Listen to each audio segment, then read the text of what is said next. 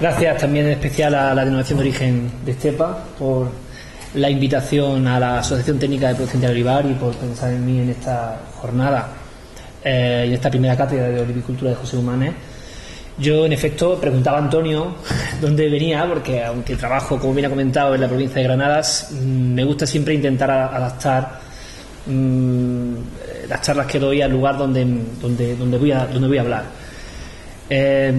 Yo voy a intentar en este rato que vamos a echar juntos intentar transmitiros, ya se han dado algunas pinceladas, lo ha estado hablando un poco Moisés, en qué situación nos encontramos y demostraros que realmente la producción integrada, ese camino que muchos ya habéis elegido, es el mejor mecanismo que hay ahora mismo para asegurarse la rentabilidad y el futuro posiblemente de las ayudas que están por venir. No significan grandes cambios respecto a lo que ya tengo referencias, que esta comarca, que ha sido pionera en el desarrollo de la producción integrada de olivar, no solamente en España, sino en el mundo.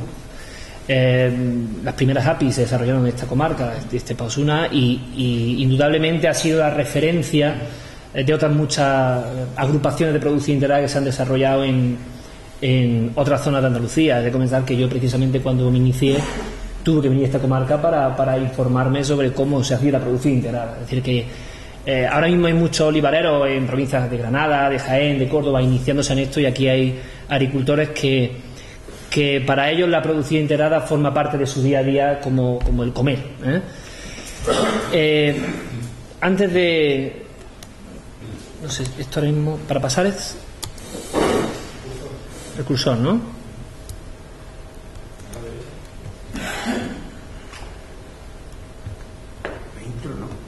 No.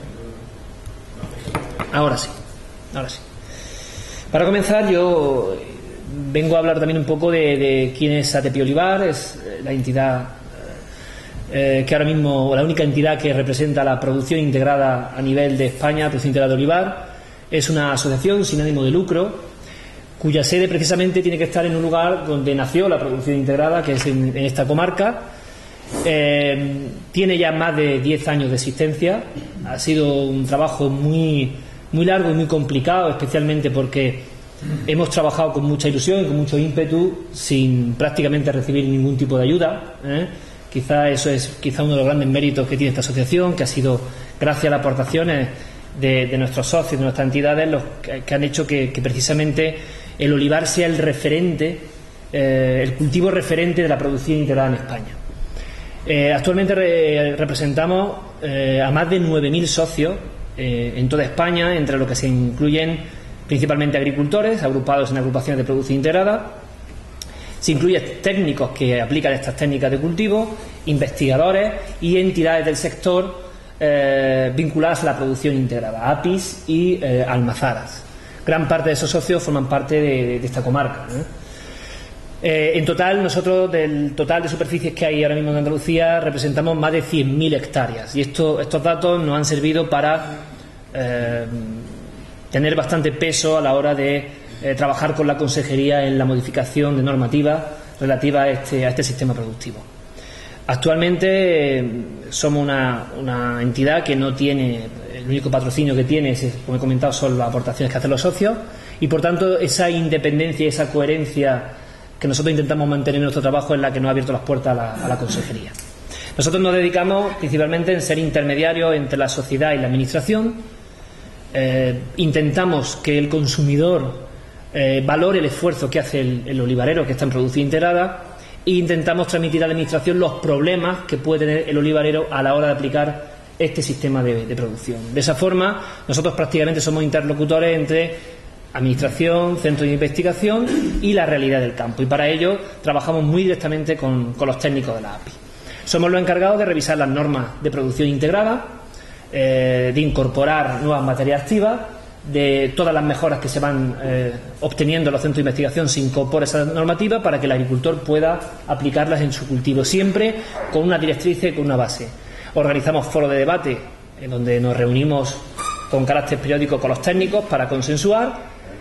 Pertenecemos a la Comisión Nacional de Producción Integrada, promocionamos la producción integrada y nos dedicamos también a hacer charlas para transferir todos los conocimientos que creamos convenientes para técnicos y agricultores. A la hora de decidir cómo enfocaba la charla de hoy, no podía dejar de pensar en la situación que indudablemente vive el olivar actualmente, no solamente por el futuro, las decisiones que pueda haber en la futura política agraria, sino por la situación que hemos vivido también de inestabilidad de precios y de crisis un poco del sector estos 2 años atrás.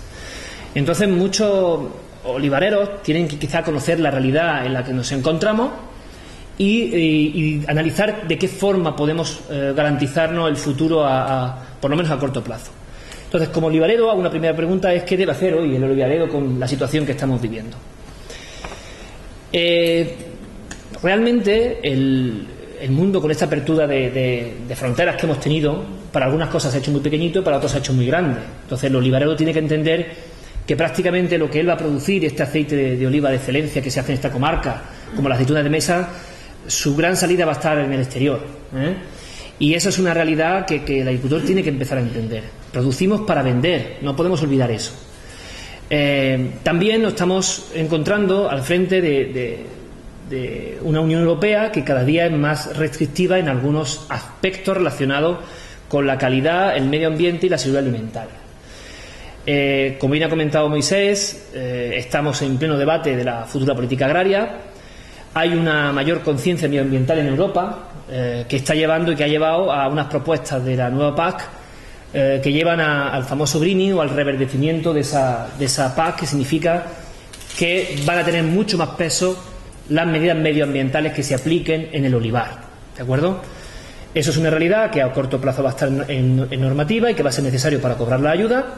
Nos encontramos también con problemas que están surgiendo frecuentemente en materia de seguridad alimentaria, es decir, de alertas que están surgiendo sobre alimentos que consume la gente. Hace poco hemos tenido, todos lo conoceréis porque lo habéis escuchado, la famosa crisis con la carne de caballo, determinados productos. No hace muy poco también tuvimos la famosa crisis de la bacteria E. coli. Entonces hay una gran preocupación por lo que se está vendiendo y el consumidor que realmente te consume puede en un momento determinado cerrar las puertas a un mercado si realmente los productos que vendemos no dan una garantía. Eso ha llevado a la Unión Europea a regular la Directiva de Uso Sostenible de Plaguicidas y de Fitosanitarios, que se aprobó en 2009 y cuya vigencia entrará en vigor los siguientes próximos años. Hay también unos protocolos de Kioto donde los países han firmado la reducción de emisiones de gases de efecto invernadero, por lo que el futuro de la agricultura pasa por enfocarla hacia una agricultura más eficiente en el uso de esos recursos, energía principalmente. Tenemos un problema muy importante también en los países precisamente donde llueve muy poco, hay muy poca cubierta vegetal espontánea debido a esa dotación de pluviometría que cae a lo largo del año, y el momento en el que llueve de manera muy brusca, lo que quiere decir que los suelos son muy tendentes a ser erosionables. Ya lo está regulando la Unión Europea con la condicionalidad que debemos proteger ese suelo mediante el uso de cubiertas vegetales a partir de determinada pendiente. Entonces, en un futuro esa condicionalidad va a continuar, posiblemente reforzada con el revestimiento de la nueva PAC. Tenemos también los problemas de oscilación de precios del mercado. Se está pidiendo precisamente que esa nueva PAC tenga mecanismos de regulación, precisamente para que el agricultor perciba unos precios justos y hay un equilibrio equitativo en esa cadena de valor. Y otro aspecto que no podemos perder de vista, especialmente nosotros que somos hasta ahora el primer país productor del mundo, de que indudablemente vamos a tener a muy corto plazo, ya lo tenemos en sí, la competencia de países terceros donde se están empezando a cultivar plantaciones de olivar intensivos, donde los costos de producción son mucho menores que los nuestros y la obtención de la calidad del aceite suele ser de alta calidad. También creo que es justo que pensemos si realmente todo el peso de la conservación del paisaje y del medio agrario debe recaer en el agricultor. Se nos está exigiendo una serie de condiciones desde Europa. Ya como he comentado está la condicionalidad, ha entrado en vigor la Directiva de Uso Sostenible, ya se está hablando de producción integrada, se está hablando de agricultura ecológica, y eso indudablemente le supone esfuerzo al agricultor, que va en beneficio de todos, no solamente del propio agricultor y del propio olivar, y que por tanto la sociedad tiene que ser consciente de ese esfuerzo que está haciendo el olivarero, y por tanto tiene que ayudar a ese olivarero a conservar el medio agrario en el que se está desarrollando el olivar. Por tanto, el reto que se nos plantea a corto plazo, y prácticamente ya estamos en ese reto, es que tenemos que ser capaces, ante este panorama, de producir de manera rentable. Las cuentas nos tienen que salir, garantizando la sostenibilidad del medio, la calidad y la seguridad de los alimentos. Ese es el gran reto que tiene el olivarero hoy en día. ¿Cómo podemos hacer para un poco ir enfocando ese reto que tenemos? Lo primero que intento siempre transmitir, algo que suelo hacer con mis agricultores de vez en cuando, es no perder la perspectiva de lo que realmente, para lo que realmente estamos trabajando y labrando nuestros olivos, que es para producir alimentos. Entonces, el agricultor no puede perder la perspectiva de que produce alimentos que sirven para cubrir las necesidades de miles de personas en el mundo. Y esos alimentos que vamos a poner en el mercado y que además vamos a tener que vender con competencia, tienen que ser alimentos que sean saludables. El consumidor, que es el que nos va a comprar ese producto, nos va a pedir alimentos saludables, alimentos que sean seguros, que le den garantía de que no les va a pasar nada consumiéndolo. Y además nos exige que el precio sea razonable, entendiendo por precio razonable un precio razonable para el consumidor, pero también razonable para el agricultor. Entonces, eso es un enfoque que creo que el agricultor no debe de perder, de la misma forma que tenemos el reto de producir de manera rentable. Este es un reto todavía más complicado. El agricultor debe conseguir que su olivar sea rentable, para lo que debe utilizar técnicas que se adapten a las limitaciones agroclimáticas del lugar y que compensen los costes de producción. En estos crisis que hemos tenido estos años anteriores, pues había situaciones en las que realmente las cuentas no salían. Nos encontramos con los problemas de que el alto coste que hay actualmente de los insumos, abonos, los fitosanitarios, lo que puede costar regar en un momento determinado, los elevados costes de recolección en el olivar tradicional o con desventajas naturales, que tienen dificultades para poder mecanizarse. Nos encontramos con los elevados costes de la energía, el gasoil, la electricidad, y también esa inestabilidad de los precios de mercado. Pues aún así tenemos que ser capaces de mantener esa rentabilidad, para lo cual veremos que entre otras cosas habrá que adaptar nuestras plantaciones. Y además de todo eso, tenemos que ser capaces de producir respetando el entorno donde se desarrolla nuestro olivar. El agricultor debe cuidar los recursos naturales que le sirven para sacar adelante las producciones de su olivar. Esos recursos son el suelo, el agua y la vegetación que rodea nuestro olivar. El suelo es la pieza clave de la productividad de nuestro cultivo. Sin el suelo prácticamente si el suelo no es fértil, las producciones se nos vienen abajo. Por tanto, tenemos que intentar mejorar la fertilidad de ese suelo y mantenerla. Tenemos el reto de cuidar el agua, que además es un bien escaso en esta comunidad autónoma, y respetar la vegetación, que nos va a ayudar en una parte a controlar esa erosión y también a desarrollar biodiversidad que permitirá un control más eficiente de, entre otras cosas, plagas y enfermedades. Por tanto, ante todos estos retos y estas iniciativas que creo que se le presentan al agricultor, ¿existe alguna herramienta para conseguir ese reto? Pues nosotros desde la asociación tenemos muy claro que la mejor herramienta que puede disponer ahora mismo un agricultor se llama producción integrada. La producción integrada, tenemos aquí una definición que hemos estado desarrollando durante estos años, es un modelo de agricultura sostenible que permite producir de manera eficiente alimentos de alta calidad y seguridad alimentaria mediante el uso racional de la energía y los recursos naturales, sin mermar para ello la capacidad productiva de las explotaciones, y que además tiene un especial cuidado con la biodiversidad del entorno y el medio ambiente. Si os dais cuenta, prácticamente engloba la definición todo lo que acabamos de ver. Realmente el sistema es muy amplio, es muy preciso y es muy razonable. La producción integrada permite adaptar la forma de producir a la realidad del olivar donde se está aplicando, porque tiene márgenes y tiene garantías para que eso se desarrolle, porque hay un conocimiento que permite que eso sea así. Es verdad que el olivar va a tener en algunos lugares una limitación geográfica por sus condiciones de suelo y condiciones de clima, pero realmente tenemos herramientas hoy en día para mejorar la rentabilidad de las explotaciones y creo que debemos ponernos manos a la obra en ese tema. La producción integrada, por tanto, es una producción razonable. Aplicándola, los agricultores que actualmente aplican la producción integrada cumplen el 100% a fecha de hoy de los requisitos medioambientales, de calidad y de seguridad exigidos por la Unión Europea a la sociedad actual. Aún sin tener muy claro todavía qué sucederá finalmente con la política agraria, pero prácticamente los agricultores que están actualmente produciendo pueden tener la tranquilidad de que están cumpliendo gran parte de los requisitos normativos que nos vienen desde Europa. Ya lo pondré algunos ejemplos. Se habla, y un concepto muy en actualidad, de agricultura sostenible. Es algo que seguramente habréis escuchado, ¿no? La producción integrada se considera una agricultura sostenible. ¿Qué significa eso de que la agricultura sea sostenible? Pues es una agricultura que equilibra de manera razonable lo que se puede decir la parte económica con la parte medioambiental. Es decir, nuestra explotación tiene que ser capaz de generar riqueza. Esa riqueza nos tiene que ayudar para pagar los jornales de la recolección, para pagar el abonado, para pagar los costes de los tratamientos. Esa riqueza o esa economía que genera nuestra explotación va a permitir que nosotros podamos seguir viviendo en el campo y que por tanto la población se fije a las zonas rurales. Eso es fundamental. Ese margen tiene que existir. Luego veremos también que la producción integrada nos va a ayudar a hacer productos de más calidad y que por tanto lo vamos a poder posicionar y también obtener más rentabilidad. A la par de eso, tenemos que ser capaces de mantener un equilibrio razonable respecto al medio ambiente. Tiene que ser sostenible desde el punto de vista medioambiental. ¿De acuerdo? Y creemos que la producción integrada, con el margen que tiene y la normativa que actualmente se aplica, tiene capacidad para encontrar ese equilibrio razonable entre estas tres componentes que actualmente se nos está pidiendo.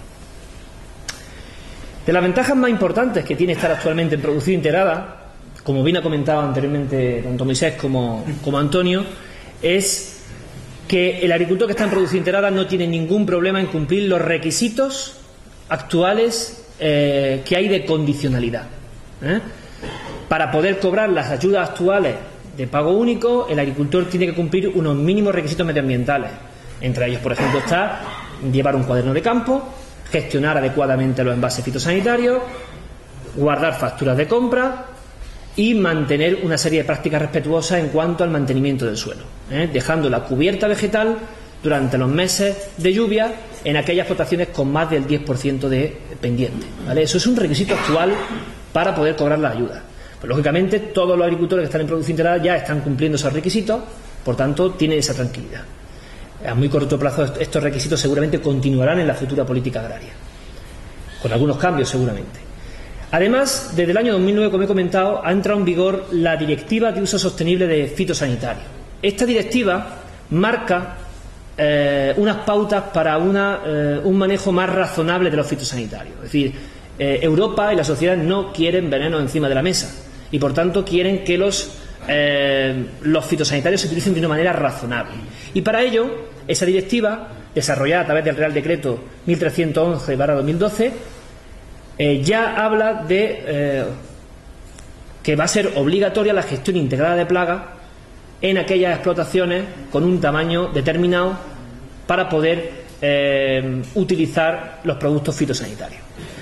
Todos los agricultores que están en producción integrada, para poder realizar el tratamiento fitosanitario, están cumpliendo ya con esa gestión integrada de plagas, porque es el protocolo y el procedimiento que marca el reglamento específico de producción integrada. Por tanto, un agricultor en producción integrada ya está cumpliendo lo que marca ese Real Decreto en materia de gestión integrada de plagas, porque dice que hay otro paso dado automáticamente. Hay, por tanto, una obligación en esa explotación de tener un asesor. El técnico de producción integrada es el que va a hacer de asesor, por lo que quiere decir que está cubierto esa necesidad. Y además hay otro aspecto que he resaltado de esta Directiva de Uso Sostenible, que es, creo, bastante importante, que es la obligatoriedad de la revisión y calibración de la maquinaria de tratamiento antes de final de 2016. Desde hace ya más de 5 años, esta revisión y supervisión ya es obligatoria en producción integrada. Lo que quiere decir que los agricultores que están en producción integrada ya se puede decir que tienen adelantada una pre-ITV, ya tienen su maquinaria a punto para cuando sea obligatoria esa revisión, esa calibración con carácter ya oficial. ¿De acuerdo? Al final todo esto nos lleva a un uso más razonable y sostenible de los fitosanitarios. Una pregunta, Carlos. el que no esté dentro de la producción integrada, los dos últimos requisitos que tiene que cumplir, la obligación de tener un asesor técnico y la obligación de una revisión. Si yo no estoy dentro de la producción integrada, tendría que tener un técnico externo al cual tendría que asesorar. Va a haber una serie de explotaciones que van a ser obligatorias, y unas que se consideran de baja utilización de fitosanitarios, en las cuales no será necesario el asesor, pero sí tendrán que seguir una guía de cultivo con unas bases de gestión integrada de plagas. Es decir, que de una forma u otra la gestión tiene que ser obligatoria. La ventaja es que la agricultura en producción integrada ya lo está cumpliendo. En cuanto a la revisión y calibración de la maquinaria de tratamiento, no quiere decir que el que esté en producción integrada se le vaya a dar el certificado de revisión. Lo único es que el técnico tiene la obligación, y el agricultor, de supervisar anualmente esa maquinaria. Es clave, ahora lo veremos, para que la eficacia del tratamiento sea eficiente. Entonces, lo que sucede es que los agricultores que están en producción integrada ya van teniendo la maquinaria a punto, porque tienen al técnico diciéndole que tienen que reparar para que no le echen para atrás la maquinaria. Es un poco el enfoque que quería dar en ese sentido, pero estar en producción integrada no significa... Claro, vamos a pedir, perdón, Moisés, una pequeña corrección. Vamos a intentar que él acabe su exposición para que no pierda el hilo. Después le preguntáis lo que... Continuamos. La producción integrada, los agricultores que actualmente se están incorporando tienen que saber que no están solo en este proyecto y en esta iniciativa. Ya observando esta gráfica desde el año 2003, el crecimiento de la producción integrada en Andalucía pues es espectacular. Al año 2012, aunque seguramente aumentará también este año, son más de 330.000 hectáreas las que hay de agricultores que están inscritos, y superficie que está inscrita en producción integrada en Andalucía. Por provincias, llevamos varios años en que se comparten el podio un poco lo que es la provincia de Granada y de Sevilla, que superan en ambos casos las 80.000 hectáreas. Actualmente la mayor provincia es Granada, con 87.000 hectáreas. Le sigue Sevilla, Jaén con 67, Málaga con 44, y ya en función de la superficie que cuenta cada provincia, por última se encuentra Cádiz. Estos son datos del año 2012. Esto es un ejemplo claro de que el agricultor, una vez que se ha instalado en el sistema de producción integrada, ve sus ventajas y decide continuar en él. Y esto es un ejemplo de que todos los agricultores que se han ido inscribiendo, toda esa superficie inscrita ha continuado con el paso de los años en producción integrada, lo que quiere decir que hay un beneficio indudablemente que ha visto el agricultor. La producción integrada es algo que está regulado por la Administración. Hay una normativa a nivel nacional que lo marca un Real Decreto, y hay una normativa andaluza que es la que prácticamente desarrollan la mayoría, por no decir la totalidad, de los agricultores que hay actualmente en Andalucía. Hay una normativa general que marca cómo se tiene que hacer la producción integrada, qué requisitos tienen que tener los técnicos, cómo se tienen que organizar las API, cómo tienen que tener las entidades certificadoras, quién regula un poco. Y luego tenemos unas normativas técnicas, que es la normativa que tiene que cumplir la API y el agricultor en su olivar. Es una normativa que ahora vamos a hablar un poco de ella. Y hay otra normativa relativa a la industria de transformación, en este caso los reglamentos de almazar y de aderezo, y si se cumplen ambos reglamentos, podemos certificar nuestro producto como producción integrada con el logotipo de garantía que actualmente tiene en funcionamiento la Consejería de Agricultura. La producción integrada, por tanto, no es más que el desarrollo de una serie de requisitos que marcan las buenas prácticas agrícolas que hay que aplicar en nuestro olivar para conseguir todos los objetivos que hemos estado hablando: rentabilidad, sostenibilidad, respeto al medio ambiente y la obtención de alimentos de calidad. Podría ser muy largo hablar del reglamento de producción integrada. He querido un poco resumir, sobre todo para que veáis la ventaja de cómo realmente se funciona. Muchos de vosotros ya estáis funcionando en producción integrada. Las principales pautas que se están marcando en cuanto a las buenas prácticas agrícolas van en relación al manejo de suelo, a favorecer el uso de cubiertas vegetales, a favorecer una fertilización equilibrada, teniendo en cuenta datos reales de extracción de cultivo, de qué reserva tiene nuestro suelo, de cómo se encuentra nuestro olivar a lo largo del ciclo de cultivo. Todo eso se hace mediante análisis agronómicos que realiza el técnico. Tenemos también el riego, para intentar utilizar de forma eficiente el agua, que cuesta dinero regarlo y bastante. La poda, que es fundamental. Esto es algo en lo que yo siempre he insistido. Es algo muchas veces que no se tiene en cuenta, pero las podas tienen que intentar buscar una relación hoja-madera equilibrada para poder tener producción. Si tenemos más madera que hoja, especialmente en aceituna de almazara, ¿de acuerdo? El control integrado, que son los mecanismos que tenemos para controlar las plagas y las enfermedades, y la recolección. Eso es prácticamente lo relativo. Luego hay otros aspectos que van a ser el control de residuos fitosanitarios, el control de envases y la trazabilidad, que nos va a garantizar también este sistema. ¿Cómo se hace producción integrada? Pues tenemos distintos pilares. Están los agricultores, que deciden constituirse a través de una agrupación de producción integrada y deciden contratar un técnico que va a ser el encargado de asesorarles en el cumplimiento de esas buenas prácticas agrícolas. Aparte de eso, continuando el proceso, se encontrarían las almazaras o las entamadoras dedicadas a aplicar los reglamentos de industria. El técnico especializado es el que va a estar ayudando al agricultor a pie de campo, y luego está una entidad de certificación que van a corroborar porque todo está en regla. Indudablemente, al estar el técnico detrás, prácticamente suele estar todo en regla. Está la administración y luego los consumidores que entran dentro de esta cadena también. La clave principal del éxito de la aplicación de la producción integrada está en la interacción y en la relación que haya entre el técnico y los agricultores. Eso es fundamental.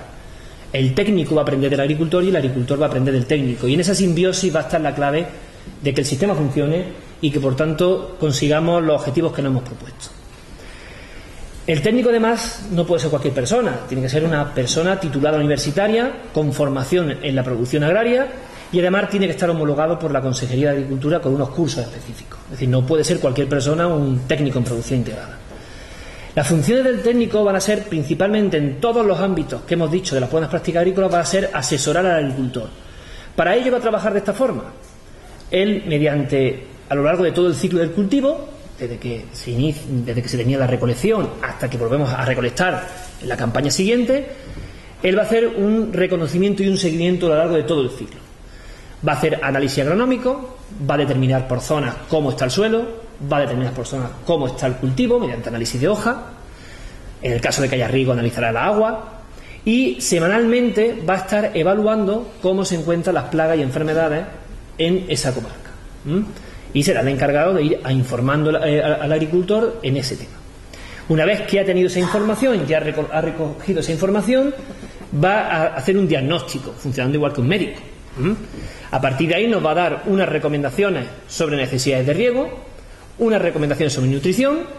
Va a haber casos incluso, este año por ejemplo anterior, muchos secanos, debido a la baja pluviometría, pues muchos secanos se decidió no abonar, pues porque se entendía que la reserva que había en el suelo era suficiente como para que el olivar continuara adelante con una reserva suficiente. Es decir, eso se puede hacer cuando hay datos reales que indican que el olivar va a seguir produciendo a pesar de que no se abone el suelo. No podemos olvidar que el suelo es una reserva y un almacén.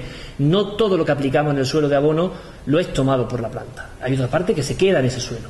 Entonces, con análisis se puede determinar, en un momento determinado, especialmente en los años de sequía, donde se ha visto en muchos casos que el olivar se adapta mucho mejor a aplicaciones foliares que a abonado en suelo, en cobertera o enterrado.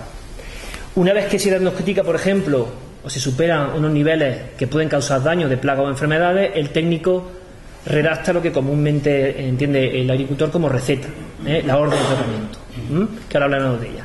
Y también va a ser el encargado, junto con el agricultor, de entrar en esa simbiosis y de producirse esa transferencia de conocimiento. El agricultor va a estar al día. Ahora mismo todos los agricultores de producción integrada, yo puedo decir que son los que más puestos al día están de la realidad que está sucediendo en la agricultura, en las modificaciones normativas y en el uso de determinadas prácticas culturales que están saliendo como novedad. ¿De acuerdo? ¿A qué nos va a ayudar el técnico? Pues el técnico, que es pieza clave junto con el agricultor, nos va a ayudar a mejorar la rentabilidad del cultivo, nos va a ayudar a reducir los costes de producción, nos va a ayudar a realizar las labores, y esto es muy importante, en el momento más adecuado. Veremos ahora con un ejemplo muy claro que la clave del éxito de una operación que se aplica en un cultivo, una práctica cultural, no está en hacerla, sino en el momento donde se hace. Hablamos de cuando se abona, sabemos que tenemos que abonar, podemos saber incluso el abono, pero también la clave está en el momento en el que tenemos que abonar. Lo mismo pasa con los tratamientos, es decir, tan importante es lo que vamos a aplicar como el momento en el que se aplica. Y muchas prácticas culturales no suelen hacerse en el momento adecuado porque todos los años no son iguales y agronómica y climatológicamente puede haber modificaciones. Nos va a ayudar también ese técnico a conocer mejor nuestro olivar y su entorno. Nos va a ayudar a optimizar los recursos que disponemos, a tomar las decisiones más acertadas y a estar respaldado ante la administración. Cualquier inspección que pueda sufrir un agricultor en materia de condicionalidad o de producción integral, el técnico va a estar respaldando a ese agricultor en esas posibles inspecciones. Por tanto, nos va a ayudar a conseguir ese reto que nos hemos marcado desde un principio. Otra de las herramientas que debemos tener en cuenta, y además habla un poco del título de la charla, es la eficiencia como una forma para conseguir ese reto. Quiero poner un ejemplo, ya que se puede hacer muy largo, explicar todos los casos en cada una de las prácticas que se aplican en el olivar. Quiero poner un ejemplo para que pueda entenderse cómo funciona la producción integrada y esa simbiosis entre técnico y agricultor y las ventajas que tiene a la hora de tomar ciertas decisiones. Creo que todos reconocemos lo que estamos viendo en la fotografía. Vamos a tratar del tema del Price carpófaga. Esto es el adulto del Price, que está, si estáis observando, está preparado para hacer la puesta en la zona de unión del fruto, prácticamente el cáliz de lo que fue la flor. Vamos a intentar, para que entendamos un poco cómo se trabaja en producción integrada, lo primero que tenemos que saber un poquito, muy sencillito, lo voy a explicar, cómo es el Price y cómo funciona. Aquí nos daremos cuenta que los tratamientos no se pueden hacer en cualquier periodo, sino tiene su momento. El Price es esa polilla que hemos visto en fase adulta. Esa polilla tiene 3 generaciones en el olivar. Una de ellas se produce normalmente al inicio de la brotación, en lo que se llama Price filófaga, que si las plantaciones son ya adultas, normalmente no se recomienda en el reglamento de producción integrada que se trate, ¿no? Porque el daño se entiende que es mínimo. En plantaciones pequeñas puede que sí cause algo más de daño porque se comen, entre otras cosas, brotes. Luego está la siguiente generación, que es la antófaga, que es la que come flores, ¿vale? Que ya se ha desarrollado, y si no me equivoco, en esta comarca nos encontramos ahora en el desarrollo del fruto, por tanto estamos en la generación carpófaga, que es la tercera generación de esta plaga a lo largo del año en el olivar. Bueno, pues esa polilla, en esa tercera plaga, digamos que tiene un ciclo. Esto es un microlepidóptero que se diferencia de otros insectos porque a lo largo de su vida se transforma, cambia de forma. No se parece nada el adulto a la larva, ni se parece nada la pupa a los huevos. Entonces es muy importante conocer cuál de estas fases es la dañina. El adulto pone unos huevos, en este caso en el cáliz lo que era el cáliz de la flor, que ahora es la parte superior de la aceituna. De ese huevo va a emerger una larva. Esto sucede normalmente, depende de la temperatura, en unos días, que es esta larvita que tenemos aquí, y esa larva va a penetrar en el fruto a lo largo de todo el verano, a lo largo de esta primera parte del verano, y se quedará dentro de la aceituna durante todo ese verano en forma de pupa, hasta que llegue el mes de septiembre, caerá la aceituna al suelo y volverá al ciclo. ¿De acuerdo? De este ciclo que estamos viendo, lo que va a intentar hacer, y que es entendible, es cuáles son la parte más dañina. La parte más dañina de todo esto que estamos viendo aquí principalmente es la larva, que es la encargada de hacer el daño. Por tanto, el adulto también en principio pone puestas, pero no hace directamente un daño. Lo que quiere decir que el tratamiento debe ir dirigido para el Price a la larva, y por tanto nosotros tendremos que hacer el tratamiento en el momento que más larvas haya en el cultivo. ¿De acuerdo? Actualmente las decisiones que se ha tenido en el olivar tradicional, cuando no ha habido un asesoramiento en gestión integrada, era tratar, esto ha sido muy típico, cuando se observaba un vuelo de muchas polillas en el olivar. En el momento que el Price salía y aquello se llenaba de polilla, automáticamente cogíamos el atomizador y nos podíamos tratar. Eso tenía un riesgo muy importante, y es que el tratamiento no servía para nada, porque cuando hacíamos el tratamiento no sabemos si el Price ya ha puesto el huevo, y si ya ha puesto el huevo no hemos podido eliminar las larvas, pero la puesta está hecha ya, lo que quiere decir que el tratamiento no es eficaz. También suele pasar que se prefija el tratamiento en un tamaño determinado. Hay que tratar cuando la aceituna está en forma de guisante o en forma de garbanzo. Eso es cierto que podemos acertar, pero no todos los años se da. Hay veces que el ciclo se mueve y no coincide con el tamaño guisante, es un poquito más grande que un tamaño guisante.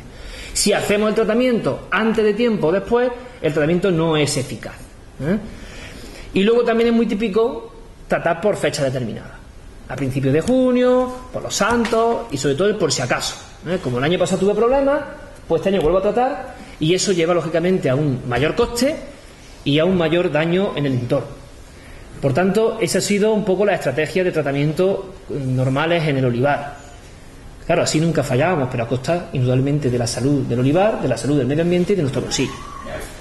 En producción integrada, ¿cómo se van a tomar esas decisiones? Con esto es que creo que entendáis cómo se toman las decisiones y cómo afecta directamente al olivarero.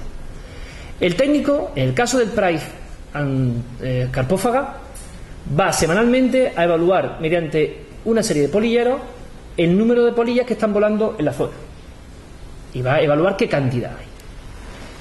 También semanalmente va a observar las puestas que está viendo en aproximadamente unas 200 aceitunas. Es una forma de ver si realmente esas polillas son fértiles y por tanto el daño puede estar ahí. También, aparte de ese conteo, va a contabilizar semanalmente la cantidad y actividad de la fauna auxiliar. No todos los insectos, como bien sabéis, que tenemos en el campo son malos. Hay insectos que son beneficiosos. Este es el caso del más común y el más importante en el olivar, que es la crisopa, que es un depredador y un devorador de huevos de Price y de larvas de Price. Especialmente esta larvita que estamos viendo aquí, en forma de cocodrilo, que es capaz de devorar gran cantidad de huevos de Price. Y también va a analizar qué está sucediendo con el clima. Las temperaturas altas, las temperaturas bajas, las oscilaciones térmicas son el mejor insecticida para las plagas y las enfermedades, el mejor insecticida natural. Por tanto, el técnico a la hora de tomar las decisiones tiene que conocer qué va a suceder o qué está sucediendo en cuanto a la temperatura y la humedad y qué va a suceder en los próximos días.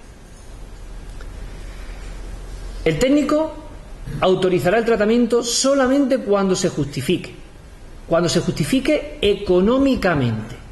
Es decir, se justifica económicamente cuando el daño que nos va a producir el Price sobre el cultivo es mayor que lo que nos va a costar sacar la cuba, llenarla de líquido, echar una hora de trabajo. Ese sería lo que se llama el umbral de tratamiento. ¿De acuerdo? Ese umbral, según marca el reglamento de producción integrada, está en estas condiciones que vemos aquí: 20% de aceituna atacada en forma viva, 20% de huevo eclosionado y unas condiciones determinadas de temperatura y humedad que sean favorables. Si esas condiciones se dan, el técnico recomienda el tratamiento. En caso de que no sea así y que nos diga no hay que tratar, esto siempre le crea cierta incertidumbre al agricultor.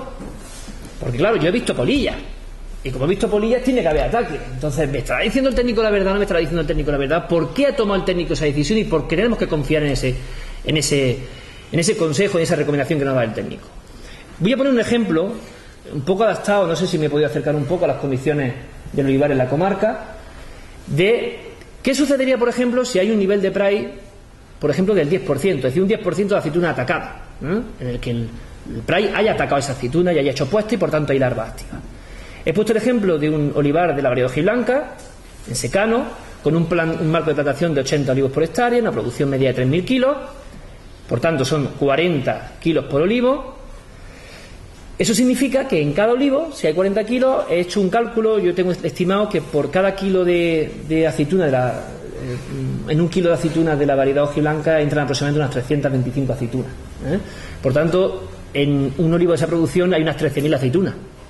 Si el Price está atacando un 10% de esa aceituna, tenemos en ese árbol 1.300 aceitunas atacadas. Esas 1.300 aceitunas atacadas realmente, inicialmente puede que sea así, pero la verdad es que el Price, a lo largo de su desarrollo, tiende a tener una elevada mortalidad, aunque nosotros no la veamos. Principalmente porque observaréis que cuando se produce el cuajado del fruto, se produce un crecimiento muy rápido de la aceituna. Vamos una semana o vamos un día y vemos que prácticamente está la aceituna muy pequeñita y a los pocos días se ha puesto aquello ya se nos cuida como un garbanzo. Es decir, hay una fase en la que se puede decir que la aceituna crece muy rápidamente. Y en esa fase que crece muy rápidamente, muchas larvas tienden a quedarse enquistadas dentro de la aceituna. También las altas temperaturas, como están sucediendo por ejemplo esta semana, pues hace que la larva, que es muy chiquitita, se cueza dentro de la aceituna. Lo que quiere decir que se ha estimado, se sabe técnicamente, que de esas 1.300 aceitunas atacadas que tienen Price, va a haber un porcentaje a lo largo del verano, debido principalmente al calor, de una mortandad del 60 o 80%. Lo que quiere decir que la realidad es que finalmente en septiembre tendremos unas 390 aceitunas con Pride, de esas 1.300 que inicialmente había. Es decir, que ya ha habido un insecticida natural, que es el clima, que nos ha reducido ese ataque directamente. Lo que quiere decir que esas 390 aceitunas llevadas otra vez a kilos por olivo son 1 kilo por olivo que perderíamos. Lo que quiere decir que supondría, en esa densidad que he puesto, a unos 80 kilos por hectárea. Si hablamos de un rendimiento medio de aceite de un 20%, parece que la pérdida económica equivaldría, he puesto un precio razonable, a 38 euros por hectárea de pérdida por el Pride. Sin embargo, esa no es realmente la única cuenta que hay que hacer. La cuenta que realmente tiene que hacer un agricultor es cuánto me cuesta sacar la cuba. Y esto es verdad que he puesto otra casuística con datos que me he basado en medios que existen, de estudios que ha hecho, por ejemplo, AEMO. Es verdad que esto puede haber variaciones dentro de diversos agricultores, porque no tiene el mismo coste de tratamiento un agricultor que tenga su propia maquinaria que aquel agricultor que tiene que llamar a otra persona que le haga la aplicación. Es decir, tiene un mayor coste porque hay más mano de obra en ese sentido. Pero he puesto una referencia de datos que tiene, por ejemplo, publicada AEMO sobre aproximación a costes de cultivo, sobre un olivar tradicional mecanizable, qué coste tiene el tratamiento, qué coste tiene un tratamiento por hectárea medio. Y son de 32,85 euros por hectárea. Aparte de eso le sumamos el insecticida que vamos a utilizar para controlar el Pride, más los abonos que vamos a poner para echar, y al final son un coste total de tratamiento de 53 euros por hectárea. Lo que quiere decir que si yo no hago el tratamiento, yo me estoy ahorrando 15 euros por hectárea. Lo que quiere decir que esa es la cuenta por la cual el técnico dice que no hay que tratar. Nos sale más caro sacar la cuba que las aceitunas que nos va a tirar el Pride al suelo. Entonces esto es la clave por la cual se fundamenta todo el manejo del sistema de producción integrada en todos los ámbitos de cultivo. Hay que trabajar con datos precisos, y eso nos va a llevar a un manejo eficiente del cultivo. Esta es la clave, pienso, de la producción integrada. Otra clave importante no solamente es que haya que tratar porque se supere el umbral de tratamiento. La clave también está en que lo hagamos en el momento adecuado, y ahí también entra la producción integrada. Una vez que se supera el umbral, que hemos decidido que el técnico nos dice que hay Pride y que tenemos que tratar, el siguiente paso es que el técnico redacta la orden de tratamiento. Esto es un documento muy importante. Este documento es un vínculo y un compromiso entre el técnico y el agricultor, donde aquí se va a indicar qué producto se va a utilizar, por qué se va a utilizar y en qué forma. Esta orden de tratamiento tiene que estar firmada por el técnico, ¿vale? Otro aspecto importante después será la adquisición del producto, y ya hemos hablado antes de la revisión y calibración de la maquinaria. Esto es fundamental. El tratamiento puede que no sea eficiente si la maquinaria no está a punto. A pesar de que hayamos hecho tratamiento, nos ha pasado muchas veces que ha llegado septiembre y ha habido caída de Pride. Lógicamente, un tratamiento no es efectivo al 100%, eso es prácticamente imposible. Pero, lógicamente, una de las condiciones que afectan principalmente para que ese tratamiento sea eficaz, aparte de elegir el momento idóneo para el tratamiento de Pride carpófaga, es cuando esa larva ha avivado y se introduce dentro del huevo, dentro de la aceituna. Hay que procurar pillarla lo antes posible, porque cuanto más cerca esté ya del hueso, pues más difícil va a ser que se produzca la sistemia de los productos que apliquemos. Por eso, en el momento que el técnico nos da la orden, es fundamental que no nos retrasemos, porque alejarnos de esta situación supone que el tratamiento no sea eficiente. La maquinaria tiene que estar a punto principalmente en cuanto al conocimiento de la velocidad que se utiliza, de la presión y especialmente la boquilla. La boquilla es fundamental porque de ella va a depender el gasto de caldo en el olivo, y aparte de eso el impacto de las gotas sobre los frutos. Aquí tenemos un ejemplo en el cual se ve que cuanto más fina sea la gota, mayor es el impacto sobre el insecto. Por tanto, más efectivo y eficiente va a ser el tratamiento. Entonces, aparte de elegir el momento adecuado, el producto adecuado, la maquinaria con la que apliquemos y las condiciones en las que estamos aplicando son fundamentales para que el tratamiento sea eficaz. Y esto también se tiene en cuenta en producción integrada. ¿De acuerdo? Por tanto, concluyendo, la producción integrada es un sistema eficiente, que nos ayuda a optimizar los recursos que disponemos, a disminuir los costes de producción. Hemos puesto un caso muy llamativo. Nos va a ayudar a mejorar la producción, es decir, vamos a ser capaces incluso de aumentar la producción, de obtener productos de calidad. La producción integrada, en la producción integrada es obligatoria la separación de la aceituna de vuelo de la de suelo. Eso es fundamental para obtener aceite de calidad. Y encima vamos a conseguir cuidar el entorno y el medio rural. Bueno, pues este es un poco el enfoque en el cual yo he querido un poco que entendierais cómo funciona el sistema. Y bueno, ahora si queréis podemos un poco abrir el debate en lo que vosotros creáis conveniente. Uno le pregunta que vosotros yo creo que este hombre, yo llevo muchos años en esto y yo no he sido capaz en mi vida de dar una charla como la que acabas de dar. Además que se merece un aplauso.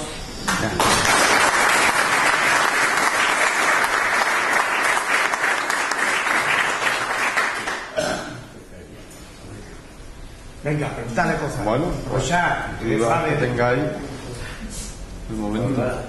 Sí, has hablado del sistema que hay que calibrar la maquinaria. ¿En qué consiste ese calibrado? Ese calibrado va basado principalmente en medidas, primero de seguridad. Es decir, la maquinaria tiene que dar una garantía de seguridad al aplicador. Por tanto, las tomas de fuerza tienen que estar conectadas, la barra de pulverización, la cuba o la máquina de tratamiento no tiene que tener pérdida. Es decir, principalmente temas de seguridad y luego temas de funcionamiento. Que no haya obstrucciones, que los sistemas de regulación funcionen, que las boquillas sean homogéneas y estén funcionando correctamente. Eso va a ser un poco la revisión que se va a hacer a esa maquinaria, principalmente. Ahí podemos tener un problema, porque hay maquinaria que está Homologada. De todos modos, vamos a ver, hay un procedimiento inicial para poder pasar esa revisión, y es que la maquinaria esté inscrita en el registro oficial de maquinaria agrícola. Ese es el primer paso. Toda la maquinaria de tratamiento, de aplicación de fitosanitarios, tiene que estar registrada en el registro oficial de maquinaria agrícola. La consejería es consciente, por ejemplo, de que hay precisamente muchas barras que no están homologadas y que no tienen documentación, pero se está permitiendo su registro. Ese registro se puede hacer perfectamente y es la propia consejería la que está dando un número de registro a esa maquinaria. Es decir, presentando la solicitud con una declaración más o menos dando datos técnicos de esa barra, se está registrando ese tipo de maquinaria. Es decir, que se es consciente de esa realidad y se está facilitando que esa maquinaria pueda entrar en el registro oficial de maquinaria agrícola, que no tiene ningún coste, pero que es el paso inicial para poder pasar esas revisiones que van a ser obligatorias, al menos una antes de 2016. No sé si he resuelto la pregunta o no. Sí, pero si tú tienes una barra que no está homologada y que no tiene bastidor, tú puedes registrarla en el ROMA. Es decir, tú haces una declaración diciendo cuáles son tus condiciones, cómo es tu barra, cuántas boquillas tiene, qué longitud tiene, y la consejería está dándote un número de bastidor para que tú lo puedas registrar en el ROMA. Ese problema es que muchas veces son hechas por nosotros. Sí, pues, pero se están homologando, se están registrando en el ROMA. ¿Esa documentación? Esa se puede hacer en la oficina comarcal agraria.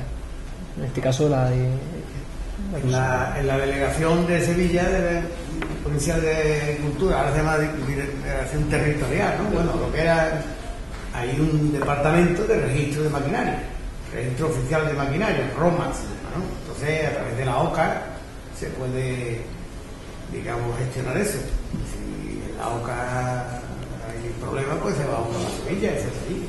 No es un paso muy engorroso, ni hay mucha documentación, simplemente una declaración que te darán donde tú tienes que rellenar los datos de tu pulverización. Pero es necesario, la maquinaria que no esté inscrita en el ROMA, además os comento que ya es obligatoria desde el año 2011 y hay determinadas inspecciones del SEPRONA donde se está empezando a requerir ya.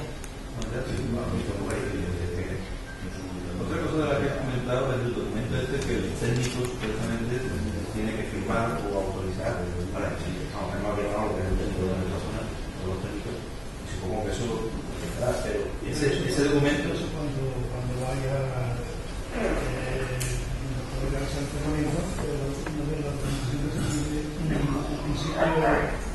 entre las documentaciones en la factura de compra del producto, también el certificante de haber entregado esto, y una vez que se toma nota de todo y demás, pues otra de las cosas es que se imprime los documentos y se estima. O sea, para entrar, lo que se trata es de que tenemos que tener la factura de compra del producto, presentarte en este caso. Claro, la factura de compra, en principio la factura de compra, el certificante de entrega de envase de vacío, de punto verde o de gestión que se existe, ¿vale? También la aplicamos lógicamente. Hay un tema que es el cambio de aceite de bueno, pues toda esa serie de cosas se tiene en el momento en que acudí bueno, pues sobre lo que y en ese momento que tomamos nota de todos esos datos, pues en el que incluimos la orden de tratamiento firman eso. Y eso tiene que ser en cada tratamiento que se realiza. Todo uno de los documentos que garantiza el control. Ten en cuenta que para garantizar la trazabilidad en un sistema de calidad, porque aunque no lo he comentado para no complicar mucho, esto es un sistema de calidad, y un sistema de calidad todo tiene que estar controlado. Entonces, cuando es la mayor garantía que puede tener la producción integrada precisamente es esa orden de tratamiento.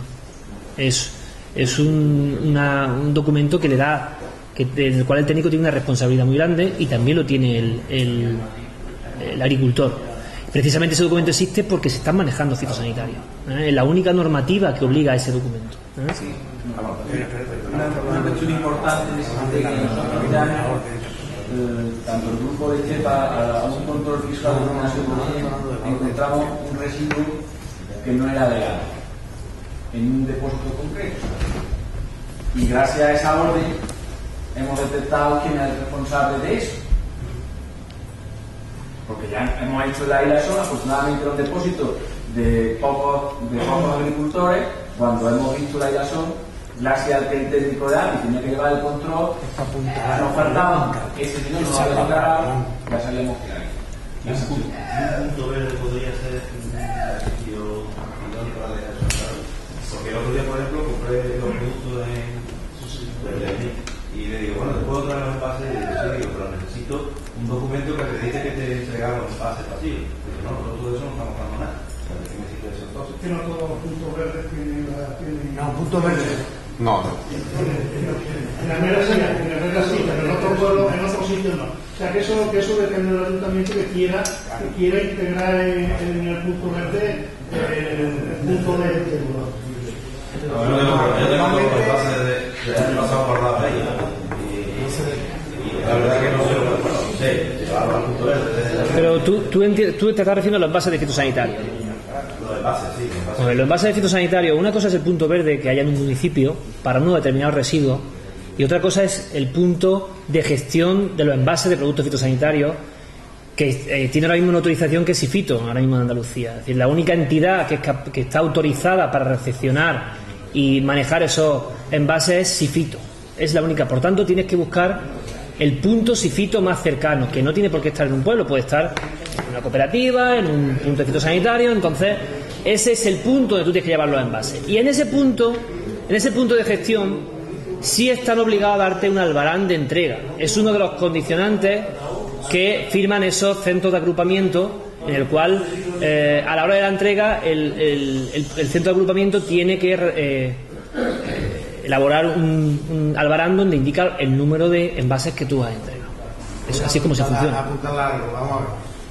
Los envases, por añadir algo más, ¿no? Pero he entendido la pregunta, la preocupación la he entendido, porque yo soy olivarero y el problema es que no sabemos dónde llevarlo, ¿no?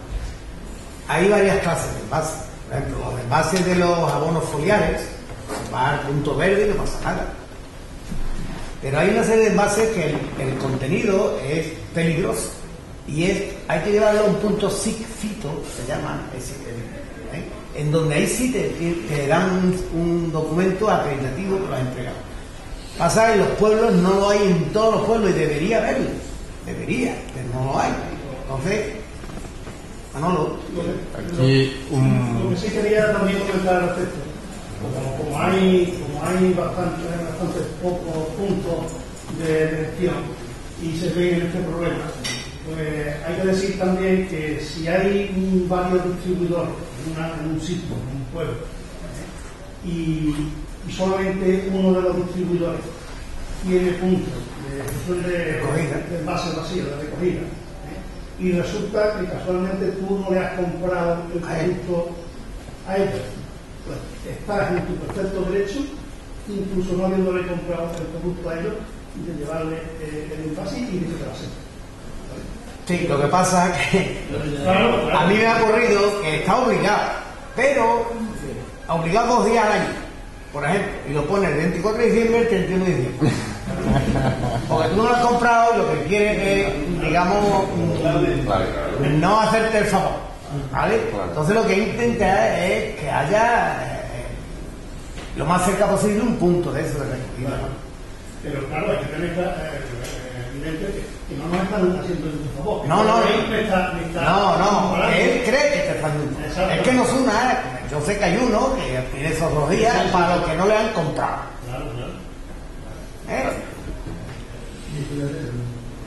Eso está allá, hombre. Vaya que muerde aquí un taco,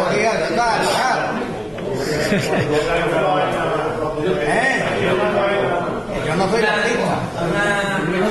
Lo mismo, Carlos, que he visto la eficacia que tiene el técnico desde el punto de vista del seguimiento de una plaga.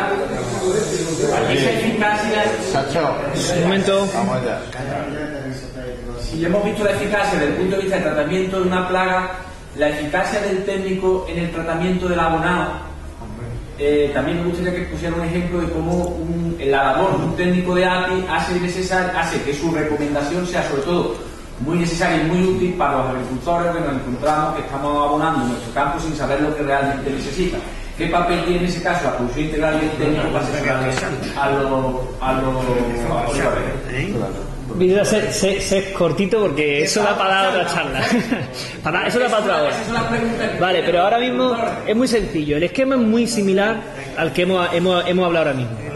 Se hace un diagnóstico, se evalúa cómo está el cultivo. Para ello hay que hacer primero saber cómo está la tierra, qué tipo de tierra tenemos, cómo está de niveles nutritivos esa tierra. Pero por ejemplo, es obligatorio, yo me pongo en el caso de que yo soy un agricultor de marinadera ahora mismo y acabo de entrar en el API y me quiero informar. Entonces, ¿está obligado el API a que me haga un estudio de mi... Normalmente, debido, sobre todo como estamos hablando de rentabilidad, una API que tenga, por ejemplo, 600 agricultores no podríamos hacer 600 análisis, sería inviable. Entonces, lo que se suele trabajar es por zonas, que tengan tierra muy similar, y lo que se pretende un poco es homogenizar esa zona.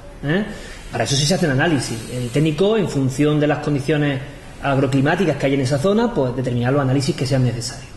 A partir de ahí se empieza un trabajo que va en relación con el suelo, con las operaciones que está viendo. Se tiene que tener en cuenta las extracciones, se tiene que tener en cuenta la pluviometría. Si estamos hablando de un secano, cómo está viendo la pluviometría ese año. Es lo que comentaba antes. Puede suceder que haya años en que si el año está muy seco no merezca la pena abonar, pues porque el abono que vamos a echar, el olivo come y bebe a la vez. El olivo no puede comer por un lado y beber por otro. El olivo come y bebe a la vez. Por tanto, si no hay agua, por mucho abono que echemos, el olivo va a ser incapaz de tomar ese abono.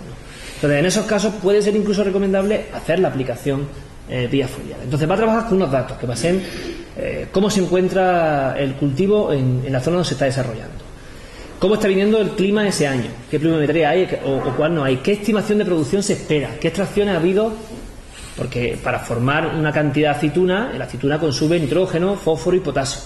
O sea, tiene que ver qué producción ha habido en la zona estos años anteriores. Es decir, con todos esos parámetros se puede de manera muy eficiente ajustar las dosis y por tanto eso a gran escala supone también un ahorro en coste de abono y especialmente de abonos nitrogenados, porque vuelvo a insistir, también la clave está en cuando el técnico recomiende aplicar esos abonos. Una de las pautas que marca como no recomendada, se puede decir en el reglamento como prohibida, en el reglamento de producción integral, es abonar los meses de invierno, es decir, los meses en los cuales realmente el olivo hemos terminado muy rápido la recolección y automáticamente, como vemos que está lloviendo, queremos abonar. Claro, los nitrógenos se van con mucha facilidad. con mucha facilidad porque son muy volátiles. Entonces el reglamento nos dice que los meses más fríos, como pueden ser diciembre y enero, no debemos abonar con abono nitrogenado, porque el olivar se encuentra prácticamente sin actividad. Y si va a ser un periodo donde va a llover, cuando el olivo comience a moverse, allá por el mes de marzo, abril, ese abono que echamos en enero, con todo lo que ha podido llover, prácticamente se ha perdido. Entonces lo que pretende precisamente no solo la cantidad, sino el momento en el que se aplica ese abono. De esa forma nos podemos estar ahorrando un dinero importante en abonado. Todo eso se va a ir complementando con tratamientos foliares en función de cómo se vaya viendo el cultivo. Entonces esto es una agricultura precisa, y todas las decisiones que se toman tienen que estar contrastadas técnicamente con documentación y con análisis.